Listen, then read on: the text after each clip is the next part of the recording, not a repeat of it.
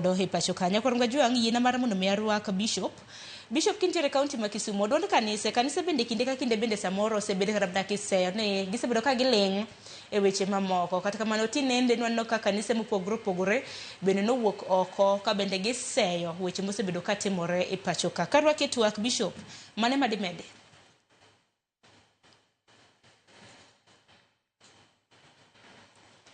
Bishop kintiere kaunti ma Kisumu keni biwinja diera koso nge krok mar duol.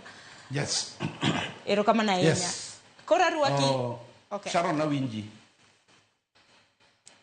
Inyalo mana dhi mbele. Gima wachi mokwongo watimo mos ahinya ni wawuoyo kawuono ka wan gi kuyo maduong' ahinya nikech waiko achiel kuom rawera kaka winjo ka nyadende Jaki owacho.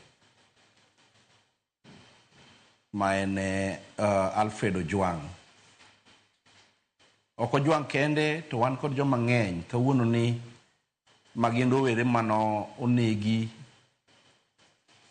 nikech ne gitemo dwaro adiera margi e Kenya kani.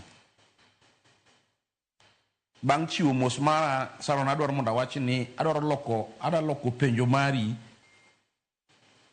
mondo wapenj ni ang'o ma rowere ok dwar.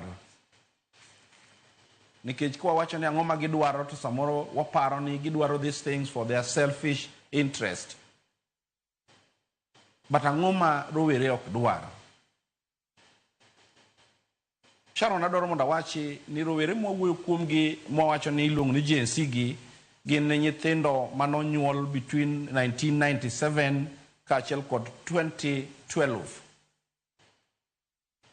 And nyithindo gi gin nyithindo mosedongo ka gidongo very fast kendo gin digital driven. E ngimagi duto gima duong' ahinya ma ok gidwar en gima waluongo ni hypocrisy. And hypocrisy ni wasedak ge piny ka wachako e utewa, ka wan ge kanise kuonde ma wantie, ka wan ge loch mar piny. To nyithindo gi nenowa ka this hypocrisy is there and is really increasing. Yesu Kristo wachonwa e kitabu mar Mathayo 23:27. Abiro some gi dhok Kisungu to Sharon biro loko gi dholuo ni woe to you teachers of law and Pharisees, you hypocrites who are like whitewashed tomb. My state ma wantie Sharon ka wuono ma wantiere ni. And nyithindo gi osetemo mondo migi umwa every time to we keep on practicing hypocrisy. Wan joma wuondore.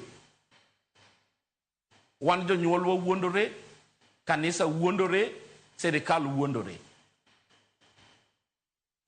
Kawa dongo all along wawinjo kosiki wacho ni nyithindo gin jotelo makiny. Kendo the one jotelo makiny mwawinjo ka kinde wacho ni nyithindo un jotelo makiny, nyithindo un jotelo makiny. Kadwaro mondo awachi ni kanisa pokoling, kanisa osebedo kawuoyo. And sama kanisa wuoyo kod duol maduong' ka kinde giwacho ni nyaka diera bedi.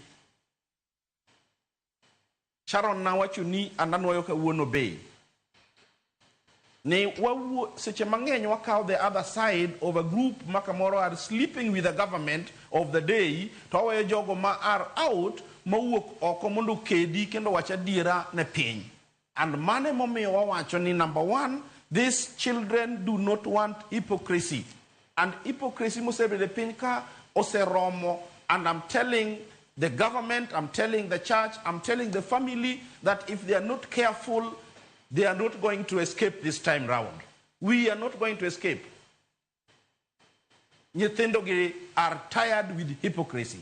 That is my opening remark. Ero kama na inya jadolo, ero kama na inya.